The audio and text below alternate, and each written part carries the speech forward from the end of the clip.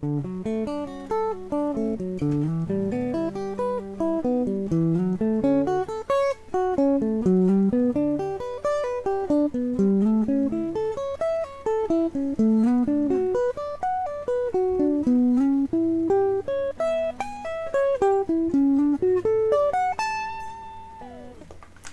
everybody, how's it going? This is Darren Goodman from GuitarControl.com bringing you this video lesson.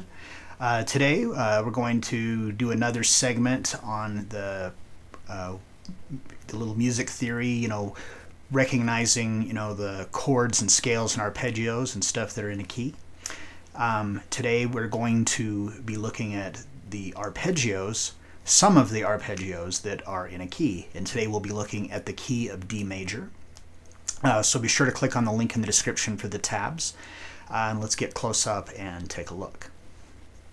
Okay, so in these examples, I'm going to be showing you some arpeggios that with the root notes starting on the 5th string. And we're looking at the key of D major, and it's just I just chose this key because everything's just kind of in a neutral spot that's just going to be easier to follow along. But the shapes are the same, regardless of what key you're in. All right, so continuing off for where we were just looking at the chords,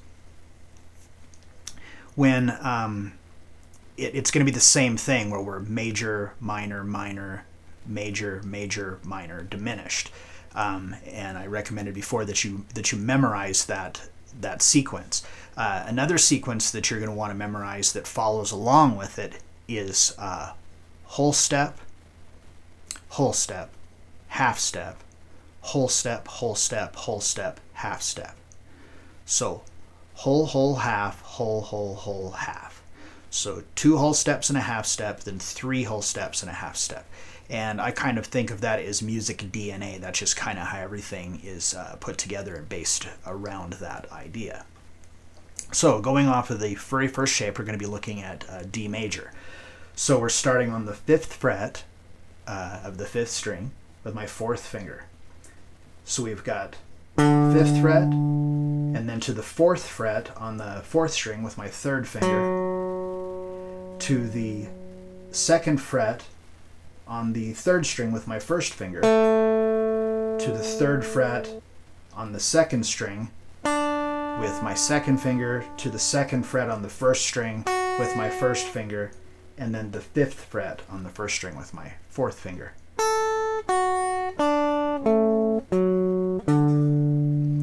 And then from there we go to the next degree, which will be a whole step away. So a whole step away from there is E.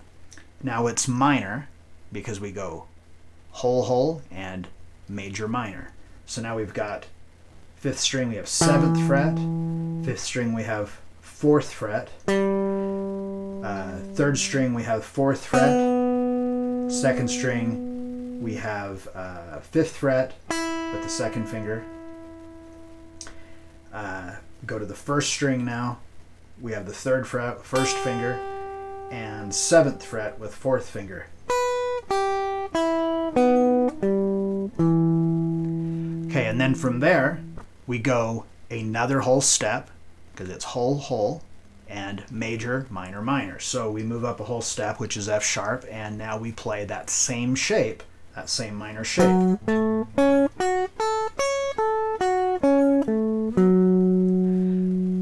All right, and then from there it was whole, whole, half. So we're going to go a half step. And it was major, minor, minor, major. So we go up a half step from there, which is going to be G, and we do the major shape again that we already did before.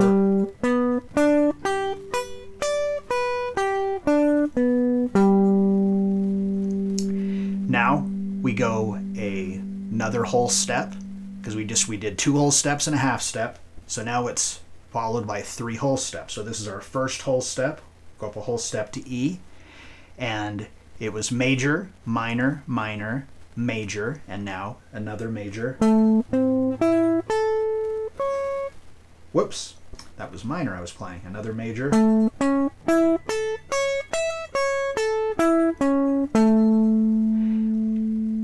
Okay, and then from there we go another whole step, and it is now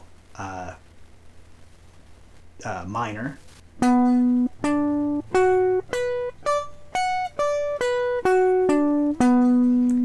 Then from there we go our final whole step, which puts us up here on C sharp, and now we do the diminished. So the diminished arpeggio is we just take the minor and we also flatten the 5. So in this case we were going, you know, a minor triad is 1 flat 3 5. So 1 flat 3 5. So we're just going to simply flatten that 5. So here we're on the 16th fret of the 5th string with your 4th finger, to the 14th fret of the 4th string with your 2nd finger, to the 12th fret of the 3rd string with your 1st finger. Now we go back to our root. So we're on C sharp on the 2nd string, so that's the 14th fret with 2nd finger. Then we go to the 12th fret of the 1st string with your 1st finger, that's your flat 3. And then where before, when we would do minor, or whoops, our 5th was on the 16th fret. So now we're 15th fret with the 4th finger. And then simply up a half step again, and it brings us back to our root. Now, there are numerous other shapes of arpeggios besides these ones, obviously. You know, you have the shapes where, you know, where it's more of kind of a box pattern, kind of, you know, kind of reminds me of like you're playing the pentatonic scale. It's like one shape, you know.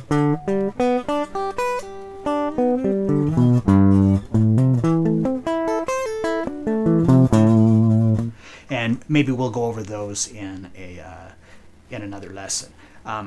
Another one you could do too is that if you look through a previous lesson I did, if you search the channel for search my name and Canon and D, there's a couple I did, but there's one I did that was quite a while ago where I used these same type of arpeggios, but they were rooted on the 6th string. And if you look up that lesson, you can get those shapes as well and use those. All right, so I hope that was helpful. What's neat about knowing these is because then if you have like a, you know, if someone tells you, you know, you have a chord, you know, whatever chord progression, you know, 1 4 5, you know, whatever, you can substitute these arpeggios for chords, and you can also use them in like your soloing. If you know, if someone, you're playing over a chord progression where they're, you know, staying, you know, on these chords, and they're staying them on for a minute. So when they're playing over that E minor, you know, you can play that E minor arpeggio, and it's going to sound really sweet over the top of that because you're outlining all of the notes that are inside of that chord. Anyway, when you are practicing these shapes, again, like I said, with the chord scale, you want to move it around. Don't always play it in the same key. You don't want to, you know, inadvertently memorize it based off of like where the fret markers are, something like that. You want to be able to make sure you can play it in whatever key you know, you need to or want to play it in. So if you liked that, be sure to, you know, subscribe to the channel, give me a thumbs up, you know, leave me a comment, you know, leave me a comment if there's like, you know, other, you know, things that you'd like me to, you know, subjects or whatever you'd like to see me cover in, you know, future lessons and stuff, you know, leave it down below. Anyway, until next time.